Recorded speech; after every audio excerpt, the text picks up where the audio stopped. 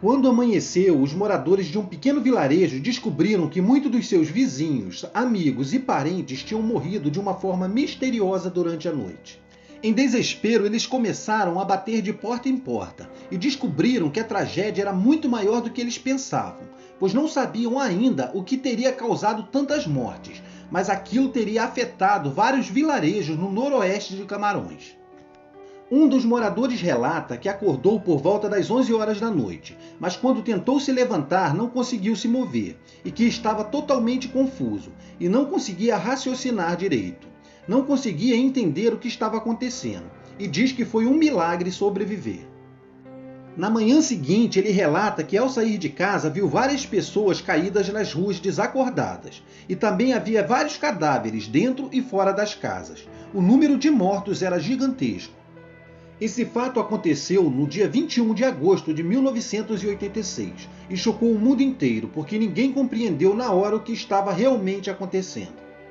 Porém, o número total de mortos foi muito alto. Neste dia, morreram 1.746 pessoas de uma forma até então muito misteriosa. Durante várias semanas foram realizadas investigações minuciosas para descobrir o que realmente havia acontecido. Vários cientistas e especialistas do mundo inteiro conduziram esta investigação. Entre eles estava o médico britânico Peter Baxter, que havia chegado à região cerca de 2 semanas após a tragédia. Ele relata que quando chegou ainda havia corpos de pessoas e animais espalhados pelas colinas. Ele diz que quando chegou ao povoado de News, tinha várias casas pequenas e humildes feitas de barro, e que não se ouvia nada. O silêncio era total. Não havia sinais de vida. Quando eles subiram uma pequena colina, se depararam com o lago News e perceberam que as águas estavam calmas, mas havia plantas e peixes mortos boiando às margens do lago. A única vida que encontraram foram algumas rãs, que são animais muito resistentes, afirma o médico. Em toda a região predominava o silêncio, mas o que mais os intrigava era o fato de todas as construções estarem de pé. Não parecia que havia tido nenhum tipo de furacão ou inundação. As águas da superfície do lago tinham uma cor marrom avermelhada e havia muitas plantas flutuando nela. Essa vegetação vinha das margens e dava a entender que as ondas enormes haviam feito um grande estrago, destruindo toda a vegetação e os peixes. Evidências físicas indicavam que uma gigantesca onda com cerca de 40 metros de altura havia se formado ali por algum tipo de alteração no fundo do lago. Mas o que ainda era um mistério e que os intrigava cada vez mais era o que teria causado essas alterações e causado a morte de centenas de moradores e animais daquela região. Depois de várias análises, começaram a cogitar que as mortes poderiam ter sido causadas por gases vulcânicos liberados por uma erupção, porém estranharam a falta de rastros. O que causava estranheza também entre os pesquisadores era o fato de não haver relatos de nenhuma grande explosão causada por uma erupção. Nem haviam sinais de devastação, que são bem comuns em eventos deste tipo. Uma das testemunhas relatou que quase morreu, mas que decidiu beber azeite para provocar o vômito. Quando vomitou, notou que era algo negro e fedia a algo como ovo ou pólvora.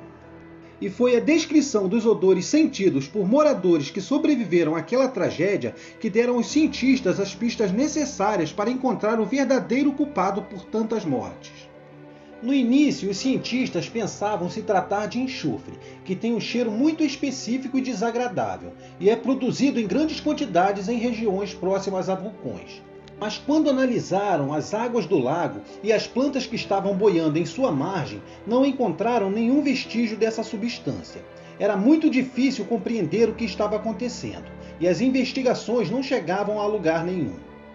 Em meio às investigações, eles encontraram alguns documentos antigos, de pilotos de combate que haviam, de alguma maneira, sido expostos a uma alta concentração de um gás chamado CO2. Um dos relatos mais comuns entre os pilotos que haviam sido expostos àquele gás era que sentiram um cheiro muito forte de ovo podre ou pólvora, e que sentiram como se seu corpo estivesse pegando fogo. Relatos que confirmaram os testemunhos dos moradores dos vilarejos ao redor do lago.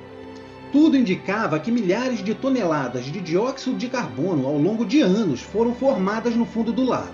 e que por algum tipo de agitação foi liberada, invadindo os vilarejos e matando centenas de pessoas e animais. Mas havia ainda outro mistério, pois nesse dia morreram centenas de pessoas, mas outras pessoas que foram expostas do mesmo jeito ao mesmo gás sobreviveram e muitas delas eram crianças. Os cientistas cogitaram a hipótese de que as crianças haviam ficado inconscientes mais rapidamente, e assim inspirado o gás de uma forma menos profunda. Ainda não se sabe o que realmente provocou a liberação do gás em 1986. Uma das hipóteses mais aceitas é que houve um deslizamento de terra no fundo do lago. O lago continua sendo uma ameaça para todos os moradores daquela região, mas para evitar uma tragédia igual a de 1986, foi instalado um sistema de tubos para permitir que o gás carbônico seja desviado para o fundo com segurança. Se você curtiu esse vídeo, se inscreva no canal para receber mais conteúdos como esse. E não se esqueça de deixar um like, pois isso fará com que o canal cresça cada dia mais. Um abraço a todos e até a próxima!